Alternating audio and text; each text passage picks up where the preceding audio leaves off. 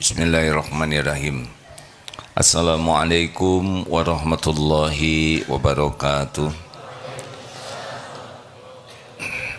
Alhamdulillahi rabbil alamin.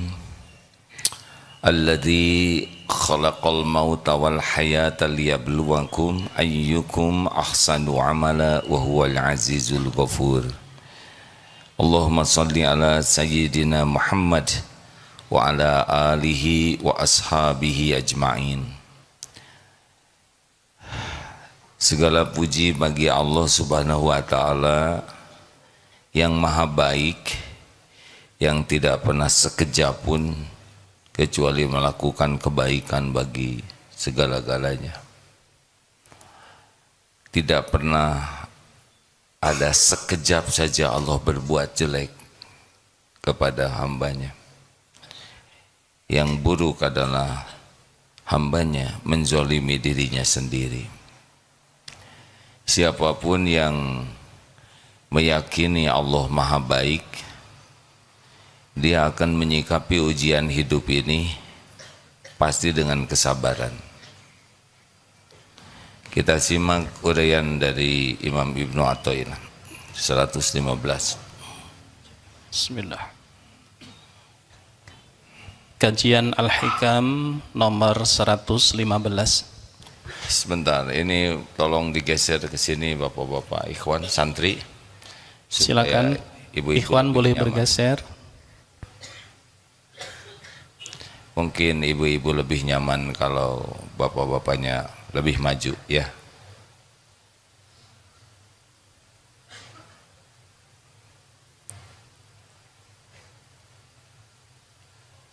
Terima kasih.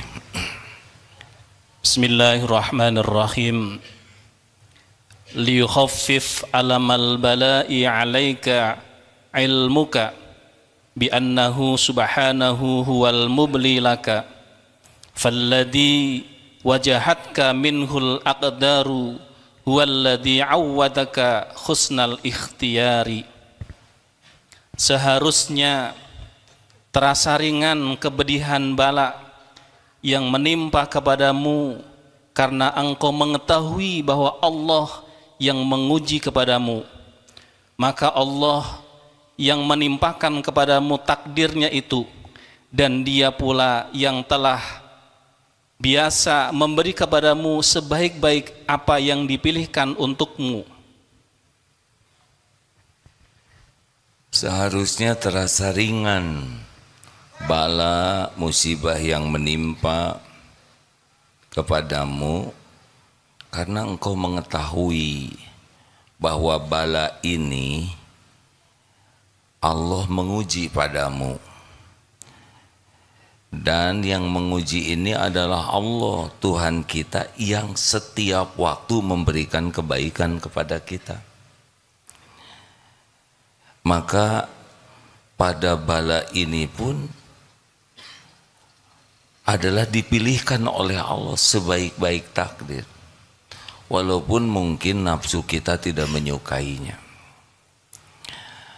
Pada umumnya kita ingin uang banyak, kedudukan tinggi, dihormati, populer, serba mudah, dikagumi orang.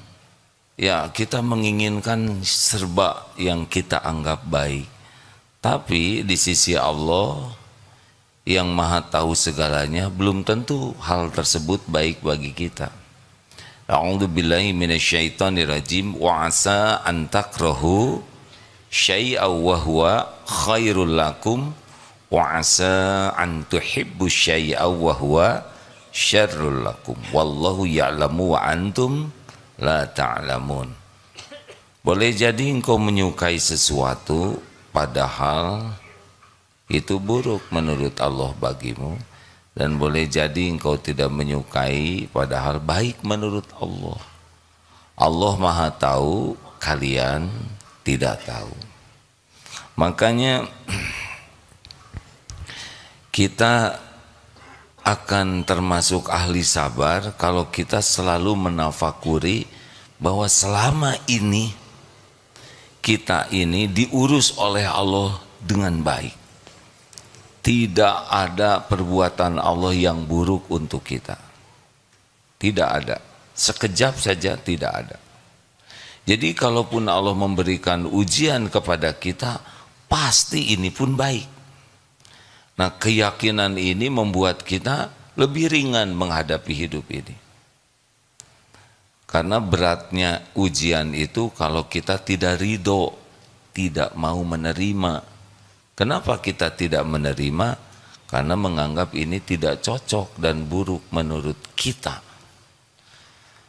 Allah yang menciptakan kita sangat tahu keadaan kita, batasan-batasannya lebih tahu bahkan dari kita sendiri. Allah tahu kadar iman kita, kadar intelektual kita, Allah tahu keperluan kita, Allah tahu segala keinginan kita, baik terucap maupun tidak terucap. Allah tahu apa yang dipikirkan oleh kita, Allah tahu apa yang terlintas di hati kita, dan Allah sangat tahu apa yang membahayakan kita, apa yang baik untuk kita. Allah Maha tahu. Wallahu ya'lamu wa antum la ta'lamun. Allah Maha tahu, kalian tidak tahu. Kita menganggap baik itu biasanya sesuai dengan nafsu kita. Kita merasa banyak uang itu baik. Kita merasa kalau dipuji-puji orang itu sukses. Kalau karir melesat itu dianggap sukses. Padahal di sana peluang ujub, peluang sombong, peluang dengki kepada yang lain. Maka bagi kita tidak ribet dalam hidup ini. Kita tidak usah mengasosiasikan kesuksesan dengan casing duniawi. Sukses bagi kita adalah inna akramakum indallahi atqakum. Yang sukses itu adalah yang makin kuat imannya dan makin melimpah amal solehnya. Dah, itu. Rezeki bereslah. Tidak akan kemana-mana, tidak ada yang ketukar. Apa yang untuk saya tidak akan ke teman-teman sekalian, apa yang untuk teman-teman juga tidak akan ke saya. Tapi jadi amal soleh atau tidak, nah itu pekerjaan kita.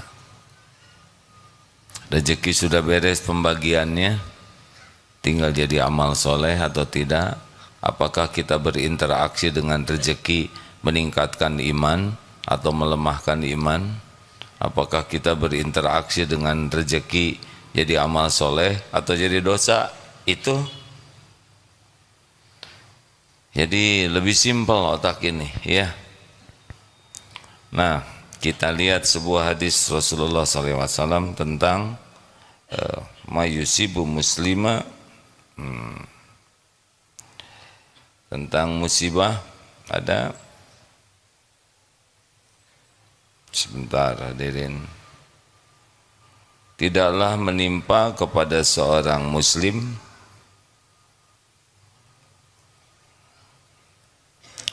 min nasabin, capek. Kita maunya mah seger terus ya, fit, nggak ada capeknya. Kita maunya sebentar saya carikan dalilnya ya, maaf. Kita maunya tidak ada capeknya, dan capek menganggap sesuatu beban. Padahal capek itu bagian dari nikmat. Mayusibu muslima min nasabin wala wasabin wala hammin wala huznin wala adhan wala ghamin hatta syaukati yushakuha illa kafarallahu biha min khotoya. Tidaklah muslim ditimpa letih, lelah. Ini bagian dari nikmat letih itu hadirin. Kalau tidak kita jadi robot. Pada saat kita capek sekali, kalau kita capeknya dalam kebaikan, maka capek itu penggugur dosa. Tidak usah kita acting mengharapkan orang lain tahu kita pejuang yang berat, tidak perlu. Capek jualan, capek bekerja, capek ngurus anak, capek berkhidmat ke suami, capek mencari nafkah, capek bekerja, capek belajar, itu bagian dari cara Allah menggugurkan dosa. Kan dalilnya seperti itu, mayusibu muslimah, tidaklah menimpa seorang muslim min nasobin, capek, wala wasobin, sakit, berbagai penyakit yang terus menerus terus menimpa, wala hammin, cemas, galau dengan yang belum terjadi, wala husnin, sedih, pilu dengan yang sudah terjadi, wala azan, gangguan-gangguan yang menyakitkan, perasaan dihina, difitnah, dikucilkan, dipermalukan, dibuli, wala ghamin, kesusahan-kesusahan, hatta syaukati yusyakuha, hingga tertusuk duri sekalipun, illa kafarallahu biha, kecuali dengannya Allah menghapuskan khotoyah, kesalahan-kesalahannya. Sekali lagi ada berapa? Ada 6 nih. 1, capek, bagian dari nikmat tuh. Jadi yang kedua, sakit, berbagai jenis penyakit. Yang ketiga, cemas, galau dengan yang belum terjadi. Yang keempat, sedih, pilu dengan yang sudah terjadi. Yang kelima, diganggu oleh orang-orang yang menyakiti kita, ya biasanya keperasaan. Dan yang keenam, ghamin, kesusahan-susahan. Nyari nafkah susah, bayar hutang susah, nyekolahkan anak susah, bayar cicilan susah, bayar kontrakan, pokoknya serba susah. Bahkan tertusuk duri sekalipun, kecuali Allah menggugurkan dosanya, menggugurkan kesalahan-kesalahannya. Maaf, ini ada saudara kita yang tunarungu hadir di sini.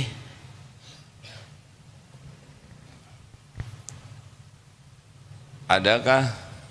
Terima kasih. Saya dengar saudara kita yang tunarungu ada. Ada? Masya Allah. Ya, tidak apa-apa.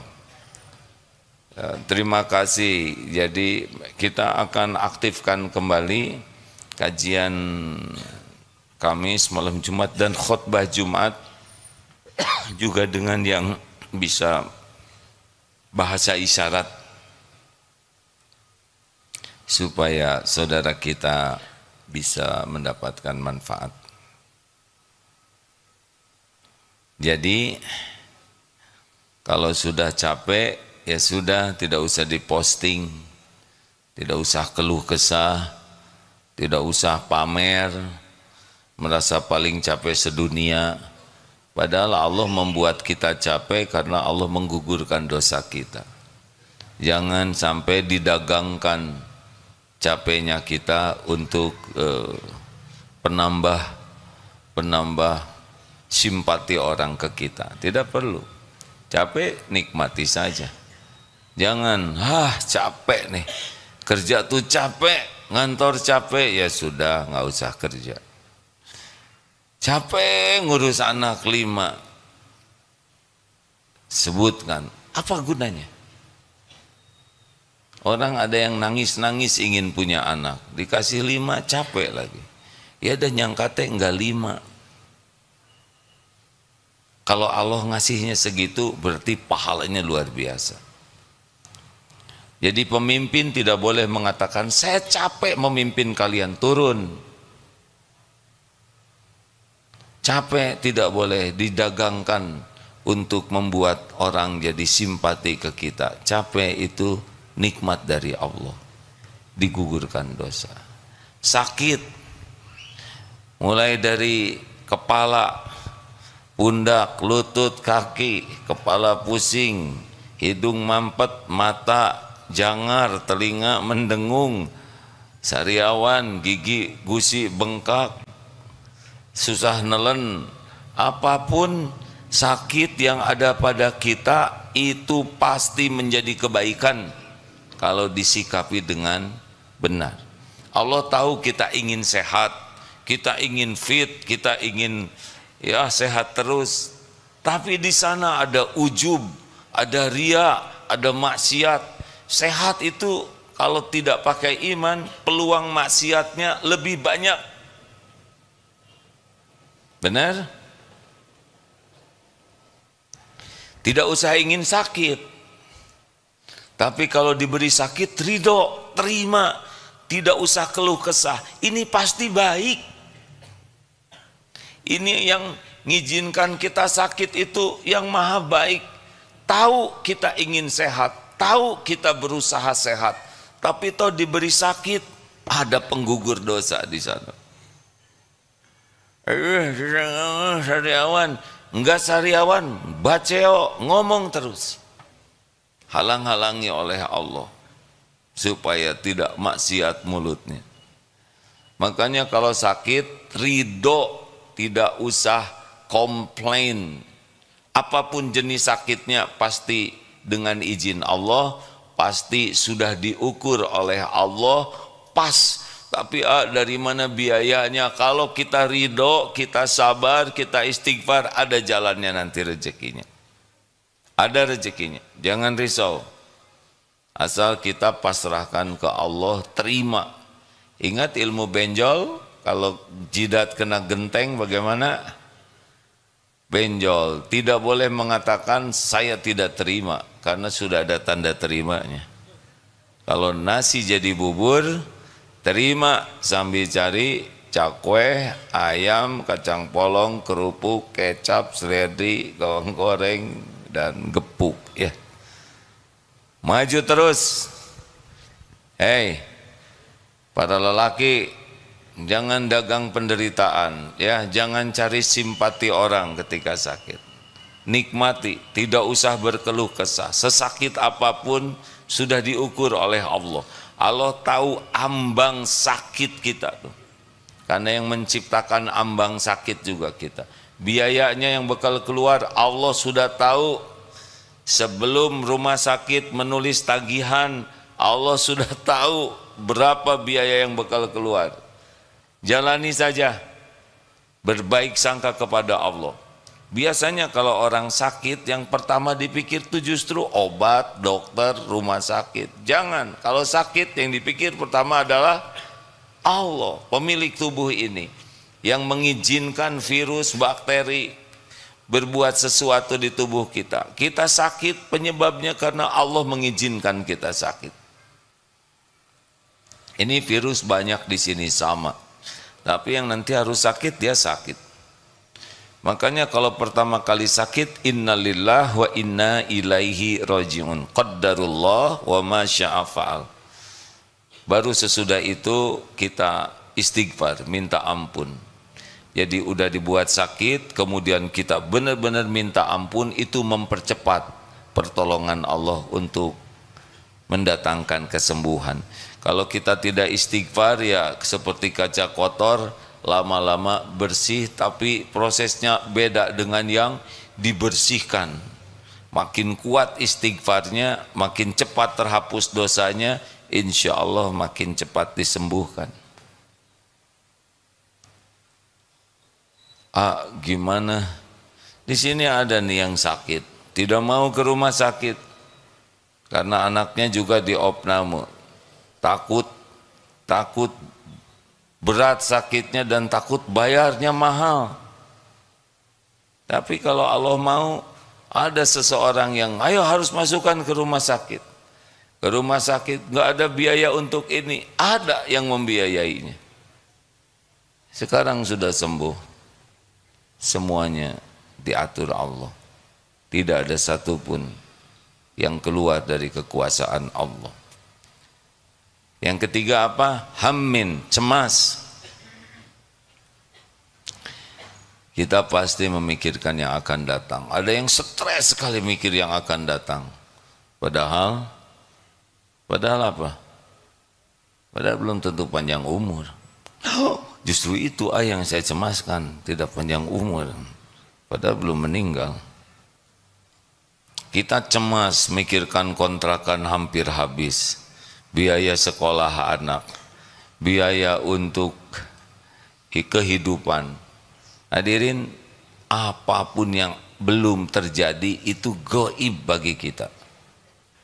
Itu adalah gaib. Kita tidak tahu. Kita tidak bisa memastikan. Tapi Allah Maha tahu. Apapun yang belum terjadi, baik nikmat maupun musibah, semuanya dalam kekuasaan Allah. Jadi kalau kita sedang cemas, stres mikirkan yang akan datang, lebih baik doa, karena doa bisa menjadi jalan berubahnya takdir.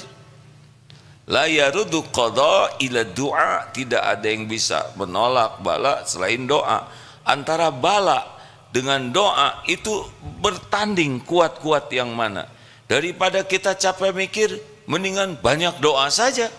Apa yang kita cemaskan, apa yang kita khawatirkan, apa yang kita inginkan, doa. Doa lebih berarti daripada mikir terus-menerus tanpa doa. Lalu sesudah doa bagaimana? Pasrahkan ke Allah. Mau diapain? Belum terjadi. Berapa banyak kita menderita terhadap sesuatu yang belum terjadi, dan ketika dilewati ternyata tidak cocok dengan karangan kita. Kita udah sengsara, tahu-tahu pas dilewati tidak sedramatis pikiran kita. Udah, jangan ribet terhadap yang belum ada. Mau tahu rahasianya supaya yang akan datang baik-baik saja? Kalau tidak mau, tidak apa-apa, lebih ringan bagi saya. Mau tahu? Saudara emosi jawabnya. Yang akan datang itu sepenuhnya dalam genggaman Allah. Nanti malam, besok, Allah sudah tahu apapun yang kita perlukan, yang kita inginkan, yang kita khawatirkan. Gimana nih, saya ini sekarang semester 2, kira-kira nanti saya dapat kerjaan tidak ya? Jauh-jauh amat. Semester 2 aja belum beres, mikirin pekerjaan sesudah lulus. Kuliah aja yang benar. Syukuri takdir kuliah ini, syukuri. Besok lusa gimana? Kalau sekarang disyukuri, la in syakartum la azidannakum. Makanya kalau kita cemas kepada yang akan datang, caranya sederhana. Caranya adalah saat ini, di kesempatan ini, penuhi dengan amal yang disukai Allah. Udah gitu aja. Sholatnya tepat waktu, berjamaah di masjid, tambah sholat sunnah, zikirnya sempurnakan. Bisa senyum, senyum, bisa nolong orang, tolong, bisa berbagi ilmu, bagi ilmu, bisa membahagiakan orang, bahagiakan, bisa ngerapi pokoknya tiap detik ketika Allah membuka ladang amal, lakukan. Ada yang minta tolong dong pijet kaki saya ini agak sakit, pijet kalau bisa, tapi jangan sampai mijet lalu dia nggak bisa jalan. Aduh, saya nggak bisa mijetnya, tapi ada teman saya ahli pijet, tolong pijetin biar dari saya ongkosnya. Itu juga ladang amal. Pokoknya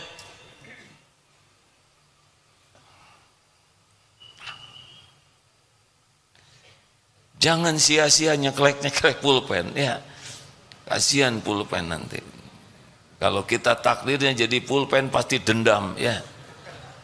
Setiap gerakan pasti diperhitungkan, ada hisabnya di akhirat. Tidak boleh kita melakukan kesia-siaan, apalagi kemaksiatan. Karena kalau kita mengisi dengan dosa, itu besok balik ke kita itu dosa. Sekarang kita nyakiti orang, tunggu besok lusa. Sekarang kita ngebully orang, tunggu. Demi Allah tidak akan lepas.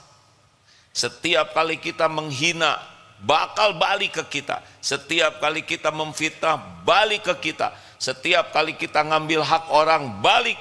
Jadi kita tuh nabung keburukan tuh, lihat besok lusa tuh sudah teruntai bala bencana kalau tidak segera tobat. Kalau kita mengisi waktu kita dengan maksiat, kita buka HP, kita lihat tontonan tayangan maksiat, orang yang terbuka auratnya, dilihat, demi Allah tayangan itu akan mengundang masalah. Karena itu maksiat. Kita gunakan waktu untuk maksiat, nafsu suka melihatnya. Tapi ketika Allahu la ilaha illa huwal hayyul qayyum, langsung di skip. Dilihat itu oleh Allah. Tidak ada satupun yang kita lakukan yang tidak disaksikan Allah. Innallaha la yakhfa alaihi syai'un fil ardi wala fis sama'. Tidak, sesungguhnya tidak ada yang tersembunyi bagi Allah, baik di langit di bumi maupun di langit. Semua perbuatan kita pasti balik ke kita. In ahsantum ahsantum li anfusikum wa in asatum falaha. Jangan risau dengan apapun yang Allah tetapkan besok lusa. Risaulah saat ini kita tidak mengisinya dengan kebaikan-kebaikan. Tenang, adik-adik tenang, jangan risau tentang rezeki, jangan risau tentang karir, jangan risau tentang keinginan dan yang membahayakan. Risaulah saat ini.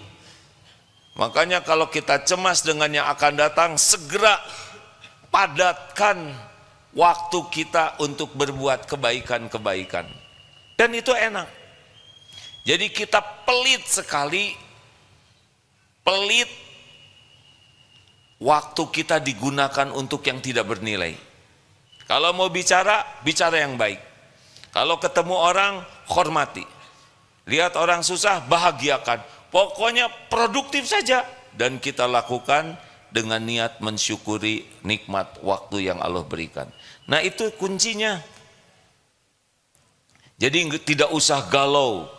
Boleh kita berpikir yang akan datang, harus. Boleh kita persiapkan untuk yang akan datang, silakan. Tapi kuncinya adalah tetap diisi tidak hari ini dengan kebaikan. Maka maaf-maaf saja, hati-hati ya yang berbuat jelek, maksiat. Dengar ini sumpahnya ya, Al-Isra ayat 7. Demi Allah tidak ada satupun kemaksiatan, kezoliman, perbuatan buruk kecuali pasti balik ke kita. Pasti itu tidak akan tertukar kecuali segera tobat. Makanya tidak ada yang mengancam hidup kita, mengancam kebahagiaan kita selain zolamtu nafsi. Kita dizolimin orang gak bahaya, tapi kita zolim ke orang pasti bahaya. Ini penting karena ada yang nanya, kenapa ya kok hidup saya itu ruwet terus, banyak terus masalah. Ya semua diundang oleh kelakuannya sendiri. Kita menghina orang, itu pasti. Mungkin yang dihinanya tidak berani kepada kita.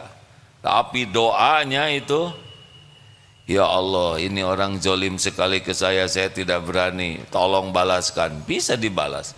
Sing mencret, mencret. Sing dililit hutang, dililit. Banyak doa orang yang teraniaya, yang kita merasa berjaya di atasnya, padahal doanya itu menjadi bencana bagi kita. Maka yang paling aman udahlah, jangan zolim. Itu yang keberapa? Ya hitung sendirilah ya. Yang gelisah, yang pertama apa? Capek, karunia Allah. Tuh yang kedua, sakit. Yang ketiga, cemas. Yang keempat, sedih yang lalu sudah berlalu. Jangan suka nyiksa diri. Sudah selesai, yang lalu itu sudah selesai. Tinggal ridho dan tobat. Tidak boleh mengungkit-ungkit yang lalu. Mau bahagia bu? Mau bahagia? Mau tahu rahasianya? Jangan ngungkit-ngungkit yang bikin sengsara. Mau ngapain mikirin kejelekan suami? Pertama udah jeles, udah jeles lagi. Udah, astagfirullahaladzim. Mau ngapain? Ya suami saya pada waktu dia SMA punya pacar, mau ngapain? Sekarang udah sama-sama nenek kakek, cerita SMA, udah selesai itu. Tapi dulu suami saya pernah mengkhianati saya, tahun berapa? Tahun ke-5 pernikahan, sekarang tahun ke berapa? Tahun ke-48, udah selesai itu. Udah jauh, udah episodenya begitu. Udah qadarullah, udah tertulis bahwa ujiannya seperti itu. Memang ada dalilnya, ada surat Al-Hadid ayat 22-23. A'udzubillahi minasyaitonirrajim. Ma asaba min musibatin fil ard wala fi anfusikum illa fi kitabim min qabli an nabra'aha inna dzalika 'ala Allahi yasir.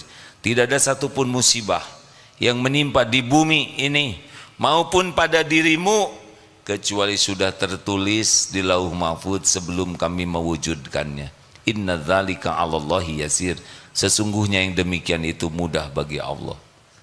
Supaya apa? Likaila ta'sau 'ala ma fatakum wala tafrahu bima atakum wallahu la yuhibbu kulla mukhtalin fakhur. Supaya kalian tidak terlalu sedih dengan yang luput darimu, dengan yang tidak cocok. Udah tertulis begitu. Dan tidak terlalu gembira dengan apa yang Allah berikan padamu. Dan Allah tidak menyukai orang yang sombong lagi membangga-banggakan diri. Dah, ibu-ibu, jangan suka ngungkit-ngungkit yang lalu, ya. Bu, ibu mau bahagia? Ya udah, yang diungkit yang bikin bahagia saja. Kenapa yang nggak enak dipikir-pikir? Yang lalu sudah selesai. Tinggal terima, ini memang episode yang harus saya jalani. Kalau tidak enak, tobat. Kalau ingat yang akan datang, doa, pasrahkan.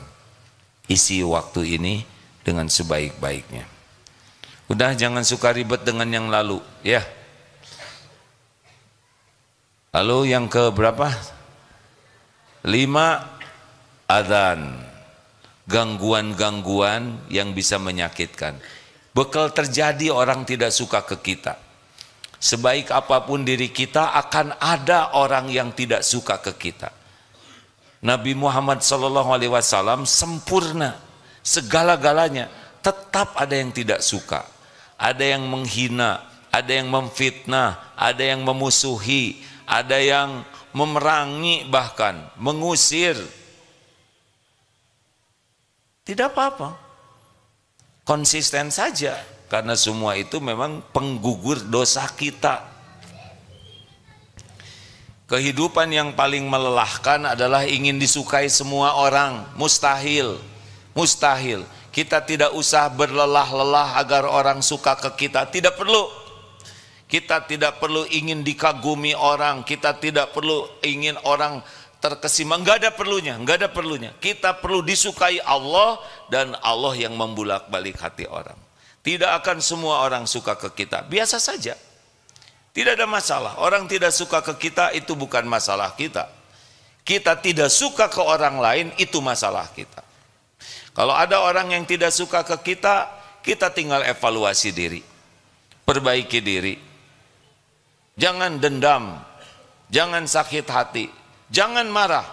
Ingat ciri orang takwa, alladzina yunfikuna fis sarra'i wad dharra wal kadhiminal ghaidha wal 'afina 'anil nas wallahu yuhibbul muhsinin. Kalau ada orang yang tidak suka kepada kita, sudah enggak usah marah, enggak bahaya. Yang bahaya adalah kita benci ke orang lain. Lalu bagaimana tentang dia? Maafkan, maafkan. Itu perintah Allah. Lalu bagaimana? Berbuat baik. Itu mah susah. Enggak usah kalau nggak mau. Ya, kalau mau, ini rumusnya menjadi ahli takwa. Orang yang sebel ke kita tidak akan merugikan kita setitik pun juga. Kalau Allah menetapkan sesuatu untuk kita, tidak ada yang bisa menghalangi. Rezeki kita, kemuliaan kita tidak bisa dirusak oleh orang lain. Yang merusak diri kita adalah zalamtu nafsi. Yang merusak kehidupan kita adalah perbuatan buruk kita. Orang-orang yang menghina, memfitnah, ngejelek-jelekin, itu bagian penggugur dosa kita. Tapi jangan disalahgunakan, karena ada seorang suami yang istrinya tuh sangat pemarah. Asalnya suami ini stres. Wah, ibu kalau marah begini saya mau nyari lagi. Apa? Kamu gua gampar. Gak jadi. Lalu kalau gitu kita pisah. Oh ya apa, siapa bisa berani? Langkahi dulu mayatku. Gak berani. Akhirnya dengar ceramah bahwa kalau ada orang yang menyakiti, berguguran dosa, langsung ceria. Oh, ditanya oleh temannya, kenapa Bapak biasanya suntuk sekarang ceria? Ya saya bersyukur. Emang kenapa? Cita-cita, ya saya cita-cita ingin masuk surga, ada bidadari, tapi susah kalau ngandelin amal. Sekarang ada penggugur dosa. Gimana Bapak bisa sabar? Ya setiap kali istri marah kan berarti dosa saya gugur. Terus aja saya biarin dia marah supaya saya habis dosanya, terus pahala dia dioper ke saya. Nah saya kan insya Allah mudah-mudahan ke surga dapat bidadari nanti. Apa-apalah di dunia sih itu yang wah ini zolim hadirin. Nyebut si itu. Jadi memanfaatkan, tidak boleh begitu. Ada ulama yang juga disakiti, beliau tidak membalas. Bagaimana mungkin saya harus membalas menyakiti sedangkan orang ini sudah menjadi jalan dosa saya gugur? Kenapa saya harus marah kepada beliau? Beliau malah sudah jadi jalan ampunan Allah untuk saya. Sudah lebih baik saya doakan kebaikan. Wal'afina anin nas, maafkan. Bu, mau ngapain mikirin tetangga?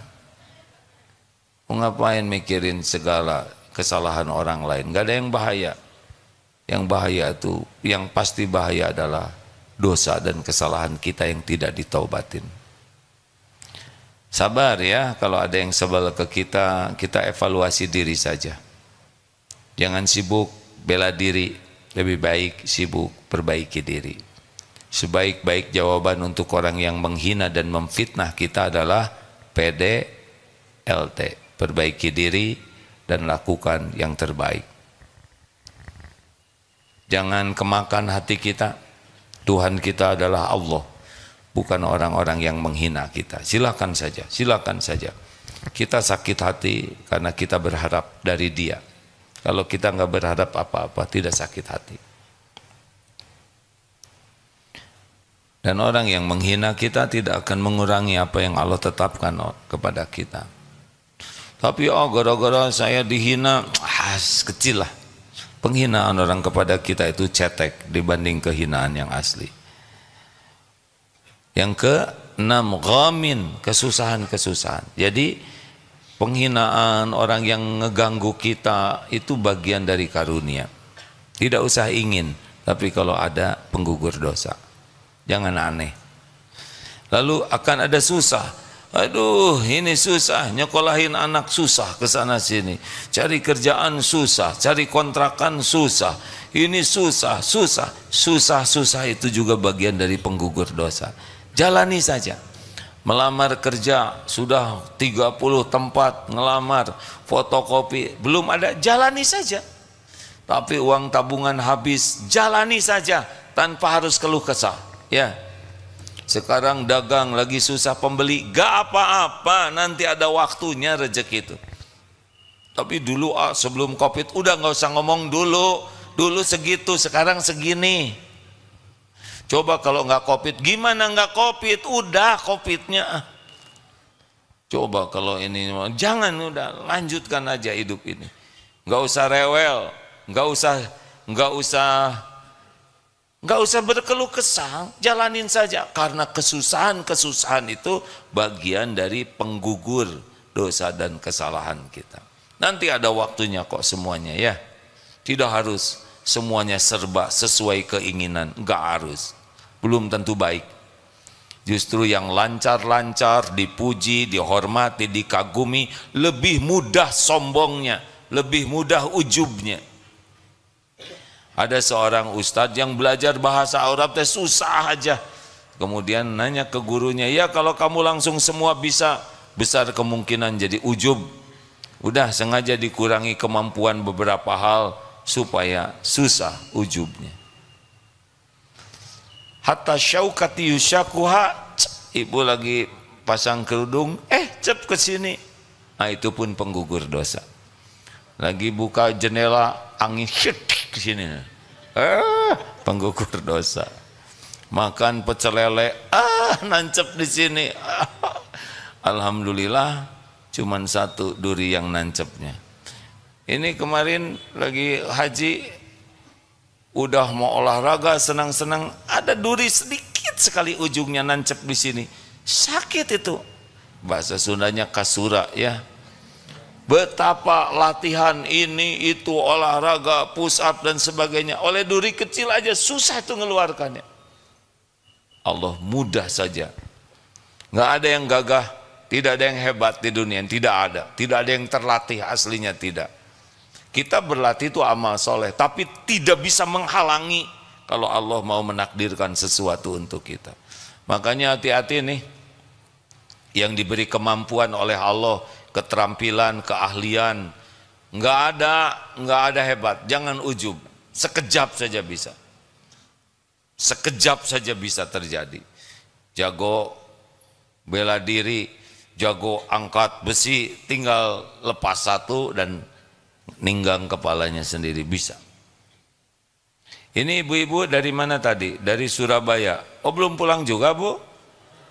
Bukan itu pertanyaan. Alhamdulillah ibu betah. Astagfirullah. Saya mohon maaf. Aduh sekali keluar kata-kata ini sudah keburu keluar. Alhamdulillah ibu betah ya, sampai kapan? Sama itu juga ya. Dari Surabaya. Ibu tidak tahu apa yang akan terjadi nanti di jalan. Tapi Allah tahu apapun yang akan terjadi. Ibu sekuat tenaga doa, sedekah, isi selama perjalanan dengan kebaikan dan pasrahkan ke Allah. Insya Allah diberikan yang terbaik karena ibu mensyukuri waktu. Ya, Aisyah Purwogondo di mana? Purwokerto mungkin. Ibu maunya apa? Purwogondo, sok, saya setuju. Ya ibu bahagia. MT Anissa Bekasi mana? Alhamdulillah, terima kasih. MT Al Khonsa Bogor. Alhamdulillah, terima kasih. Ibu tidak tahu apa yang akan terjadi di jalan nanti, maka jangan centil ya. Jangan ribut aja, jangan sibuk oleh-oleh dan makanan. Kalau ada yang mabok, ada yang itu nggak usah diremehkan. Beliau tidak pengen mabok, tapi lagi digugurkan dosanya. Jangan aneh, yang berangkat ke sini parfum segala kecium, pulang PPO segala, udah nggak ada masalah. Ada yang sudah begitu? Sudah, nggak boleh merendahkan, tidak boleh menghina, ya. Karena itu bagian dari penggugur dosa. Datang pakai bedak, pulang jadi camoho karena muntah, ya sudah nggak apa-apa, itu penggugur dosa. Ada yang sudah muntah belum?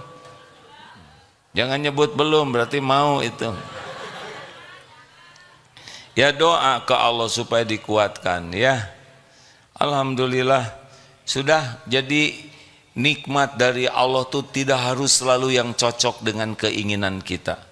Di dalam capek, sakit, sedih, cemas, diganggu orang, serba susah, itu pun kalau dijalani dengan penuh kesabaran, di sana ada dosa yang digugurkan, yang tidak gugur karena kurangnya istighfar. Makanya kalau kita pengen sedikit kepahitannya, banyak istighfar supaya tidak perlu digugurkan oleh kepahitan.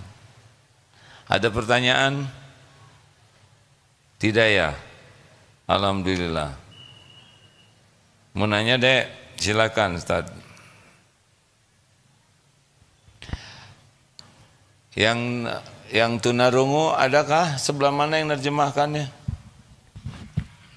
Ya, mencari yang tidak ketahuan agak susah.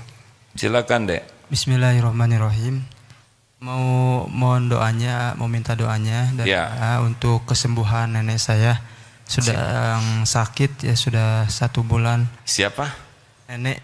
Nenek. Ya, sedang sakit 1 bulan. Dan melihat kondisi sakit beliau, saya jadi kasihan juga gitu ya. Kasihan, dan yang merawatnya juga kasihan. Cuman ya sebagaimana tadi yang sampaikan bahwa itu adalah izin Allah dan pasti yang terbaik. Yang ingin ditanyakan, apa yang sebaiknya saya lakukan dan doa terbaik apa yang sebaiknya dipanjatkan, seperti itu. Hatur nuhun. Kalau kita kasihan ke nenek, yang jaga kasihan, ada yang lebih kasihan lagi ke nenek, penciptanya. Allah punya cara sendiri untuk menyelamatkan nenek. Ya, kita sempurnakan ikhtiar, doa kesembuhan juga tidak ada masalah. Apakah nanti sesudah itu Allah menakdirkan yang terbaik, apakah itu adalah wewenang Allah yang maha kuasa. Tugas kita sempurnakan saja ikhtiar kita. Tidak usah mendahului, kelihatannya mungkin akan lebih bahagia nenek. Belum tentu, ya. Karena bahagia dalam pandangan kita belum tentu yang terbaik dalam pandangan Allah. Mungkin Allah akan menggugurkan dosa sampai habis sekali dengan sakit ini. Juga menggugurkan dosa orang-orang yang menjaganya. Kan ngurus, capek, kurang tidur. Itu pun bagian dari pengguguran dosa. Maka mudah-mudahan diberikan kesembuhan, diberikan yang terbaik. Ya Rabbana tidbil ba'sya washfiha anta syafi la shifaan illa shifauk shifaan la yugadiru saqoma. Amin ya rabbal alamin. Ya, sempurnakan ya deh ya, berbaik sangka kepada Allah. Kita kasihan ke nenek, yang jaga kasihan ke nenek, Allah lebih kasihan lagi. Allah punya cara terbaik untuk menyelamatkan hambanya. Insya Allah, kalau menurut kita menderita, tapi kalau Allah membuat hatinya lapang, tidak menderita. Terakhir, ada pertanyaan dari tamu kah?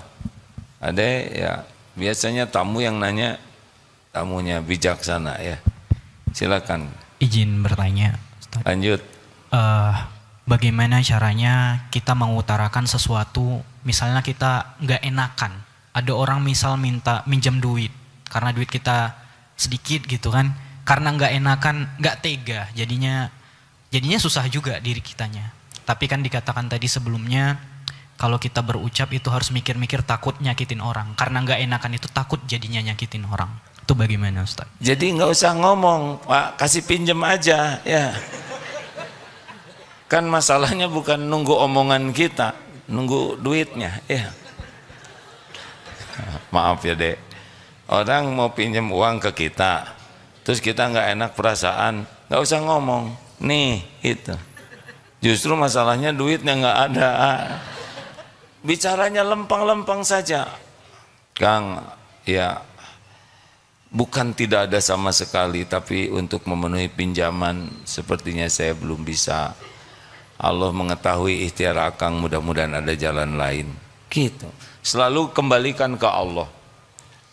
Jangan mengatakan saya juga tidak punya sama sekali, tapi bohong karena punya. Ya, jangan, saya belum bisa meminjamkan seperti yang diharapkan. Saya mohon maaf. Paling bisa bantu doa. Nah, tapi harus asli ngedoanya. Misalkan itu pergi, kita ngedoa diam-diam, sembunyi-sembunyi. Tidak usah dikasih tahu. Barusan sudah saya ngasih doa, jadi tumpul. Ya Allah, Engkau tahu ini ladang amal, tapi saya belum bisa, belum cukup. Bukakan. Tolong, tidak pernah rugi mendoakan kebaikan. Ini mengingatkan sekali lagi karena tamunya baru ya, jangan sampai pilpres mengotori hati dan jadi dosa. Ya Bu, jangan ribeuh dengan pilpres. Satu, ibu belum tentu panjang umur. Siapa tahu bulan Januari kita meninggal, berarti nggak sempat. Yang kedua, presidennya bukan suami ibu, ya kan? Nggak usah ribet. Yang ketiga, ingat baik-baik ya, Tuhan kita tuh Allah, bukan presiden. Jangan lakukan segala-galanya demi presiden. Yang keempat, presiden itu bukan tanda kesuksesan, tapi tanda ujian yang sangat besar. Pasti berakhir jabatan itu, pasti. Dan di akhirat pasti dituntut. Makanya kita jangan sampai hidup ini seakan-akan kalau presiden yang ini akan begitu. Enggak, kita milih nanti, lihat mana yang kira-kira paling bisa amanah, yang paling takut ke Allah, yang bisa memberikan yang adil. Lalu istiqoroh, bismillah, coblos, sudah selesai. Jangan ribet dengan pilihan orang lain.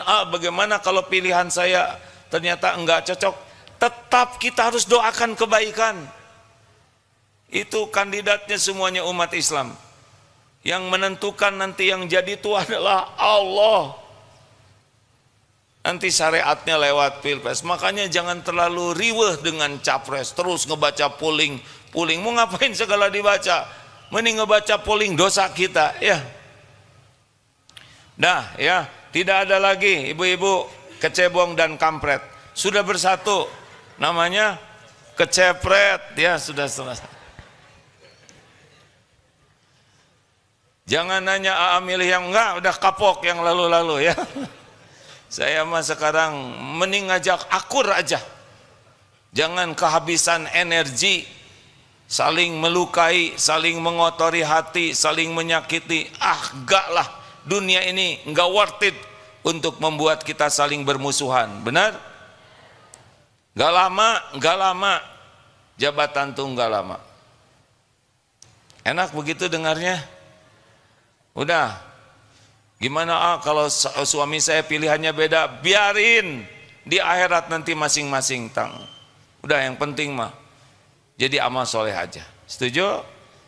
Jangan biarkan urusan tetek bengek polatak politik ngebusukkan hati, merusak akhlak, merusak silaturahim kita. Udah ganti-ganti dari dulu juga presiden, ya kan? Dan kita tetap aja, tetap apa? Jadi tua, ya kan? Dah, relax saja dunia ini mah, ya. Enak dengarnya? Masa saya ngomong yang nggak enak? Ada pertanyaan terakhir, Ibu? Terima kasih kalau tidak ada. Sekali lagi saya berterima kasih. Oh, bonus satu tuh, ya. Boleh mikrofonnya disiapkan? Ya, maaf.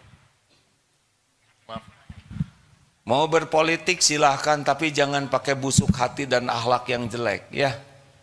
Nggak usah segala diomongin. Bismillah, Assalamualaikum warahmatullahi wabarakatuh. Waalaikumsalam warahmatullahi wabarakatuh. Alhamdulillah bisa bertemu kembali. Mau nanya, kalau ibu-ibu itu kebanyakan, pengajian itu kebanyakan dominasinya ibu-ibu, tapi kenapa di neraka kebanyakan perempuan?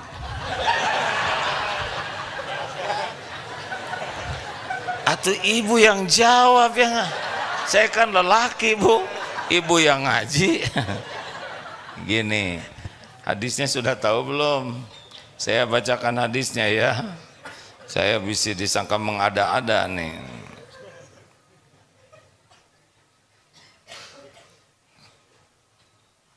Ibu, beruntunglah ibu-ibu dimudahkan ikut pengajian ya. Oh, ini hadisnya. Hadis sahih Bukhari dan Muslim. Ini hadisnya sangat kuat. Selesai sholat khusuf gerhana, Nabi SAW bersabda menceritakan tentang surga dan neraka yang diperlihatkan kepada beliau ketika sholat. Aku melihat neraka, Rasul bersabda ya, aku belum pernah sama sekali melihat pemandangan seperti hari ini. Dan aku melihat ternyata mayoritas penghuninya adalah para wanita. Mereka bertanya, kenapa para wanita menjadi mayoritas penghuni neraka ya Rasulullah? Beliau menjawab, disebabkan kekufuran mereka. Lalu ada yang bertanya kepada beliau, apakah para wanita itu kufur kepada Allah? Beliau menjawab, tidak, melainkan mereka kufur kepada suami dan mengkufuri kebaikan suami, seandainya engkau berbuat baik kepada salah seorang istri kalian suatu waktu, kemudian suatu saat ia melihat darimu sesuatu yang tidak berkenan, niscaya ia akan berkata, aku sama sekali belum pernah melihat kebaikan darimu. Selesai hadisnya.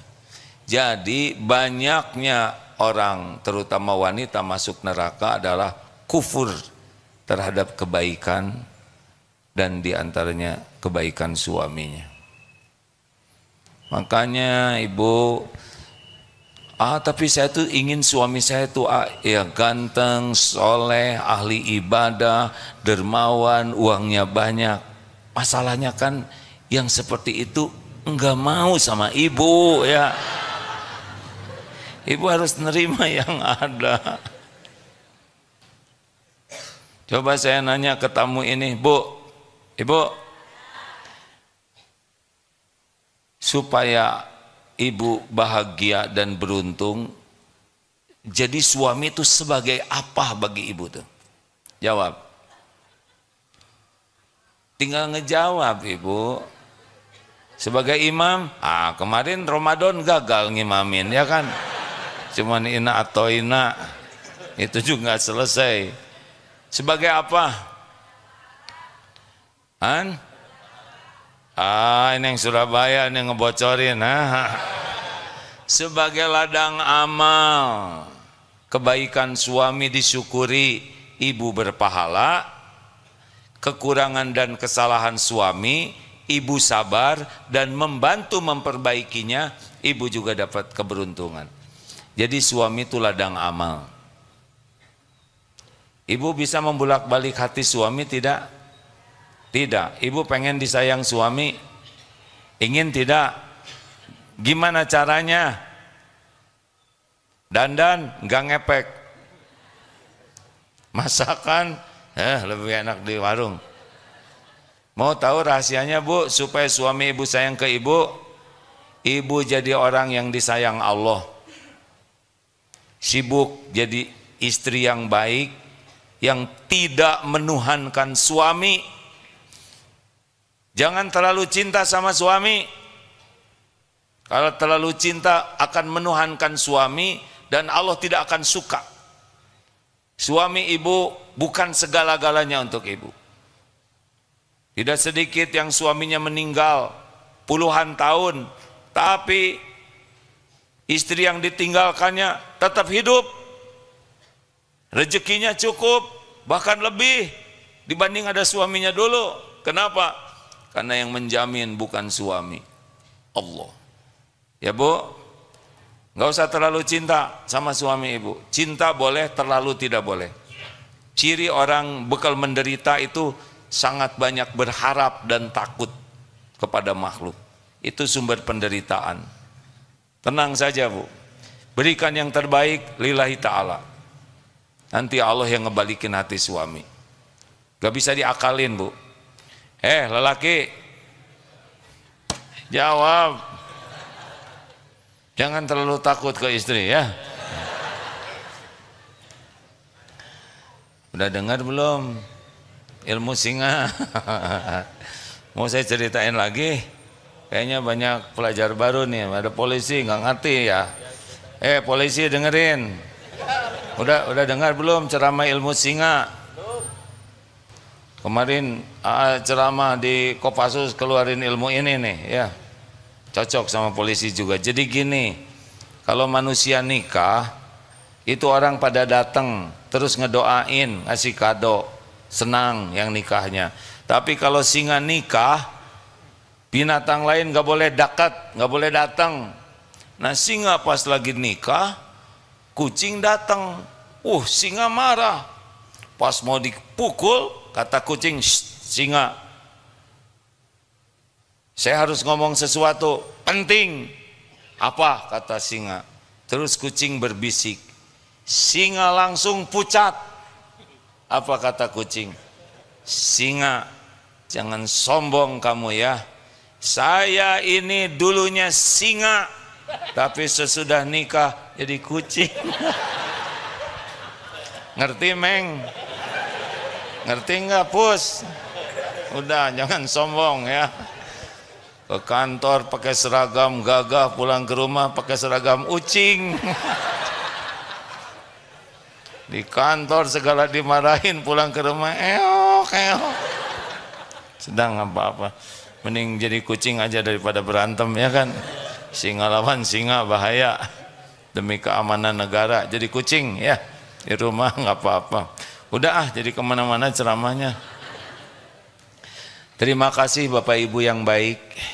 Jangan berburuk sangka ketika ada kejadian yang tidak cocok dengan keinginan kita, karena boleh jadi di sanalah kita mendapatkan nikmat yang tidak kita dapatkan dalam kelapangan.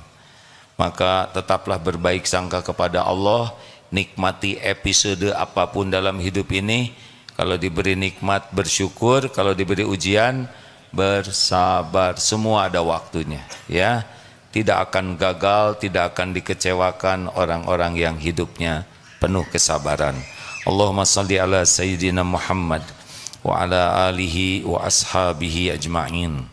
Alhamdulillahi rabbil alamin. Ya Allah, wahai yang maha menatap, wahai yang menakdirkan kami berkumpul di rumah-Mu ini, berkahi majelis ini ya Allah. Catatkan siapapun yang hadir dan menyimak menjadi hamba-hamba yang Engkau ampuni seluruh dosanya. Ampuni ya Allah sebusuk apapun hidup yang pernah kami jalani. Ampuni ya Allah sehitam, sekelam apapun masa lalu kami. Ampuni ya Rabb dosa yang berulang-ulang kami lakukan padahal kami tahu itu dosa. Astagfirullah. Kuatkan iman kami ya Allah agar kami bisa menjauhi maksiat. Kuatkan iman kami agar kami bisa menjauhi perbuatan hina dan nista. Hapuskan aib-aib kami ya Rabb. Jadikan umur yang tersisa ini menjadi umur yang penuh berkah. Allahumma inna nas'aluka imanan kamilan. Karuniakan kepada kami iman yang sempurna, wa yaqinan sadiqan, keyakinan yang benar ya Allah, wa qalban khasyian, dan hati yang selalu khusyuk bersamamu ya Allah. Berikan ampunan bagi siapapun yang hadir ini ya Karim. Karuniakan ketenangan bagi siapapun yang hatinya selalu resah gelisah. Karuniakan jalan keluar bagi yang sedang dihimpit kesulitan dan masalah ya Fattah. Karuniakan kecukupan bagi yang dililit hutang dan kekurangan ya Allah. Karuniakan pendamping terbaik bagi yang mendambakannya. Rumah tangga sakinah, keturunan yang soleh solehah. Karuniakan kesehatan bagi yang sedang sakit ya Syafi. Karuniakan keberkahan dari umur yang tersisa ini. Karuniakan kepada kami nikmatnya ibadah, nikmatnya doa yang Engkau ijabah, nikmatnya rizki yang halal barokah, nikmatnya istiqamah, dan nikmatnya husnul khatimah. Rabbana atina fid dunya hasanah wa fil akhirati hasanah wa qina azabannar. Ya Allah, berkahi bangsa kami ini ya Rabb. Karuniakan para pemimpin yang takut kepadamu, para pemimpin yang adil, yang amanah, yang dapat jadi contoh kebaikan bagi kami, yang dapat membimbing negeri ini di jalan yang Engkau ridhoi. Rabbana taqabbal minna ya Allah, innaka antas samiul alim, wa tub alaina innaka antat tawwabur rahim. Subhana rabbika rabbil izzati amma yasifun, wassalamun alal mursalin, walhamdulillahi rabbil alamin. Terima kasih. Selamat jalan ibu-ibu sekalian. Walhamdulillah. Subhanakallahumma bihamdik, asyhadu alla ilaha illa ant, astaghfiruka wa atubu ilaik. Assalamualaikum warahmatullahi wabarakatuh.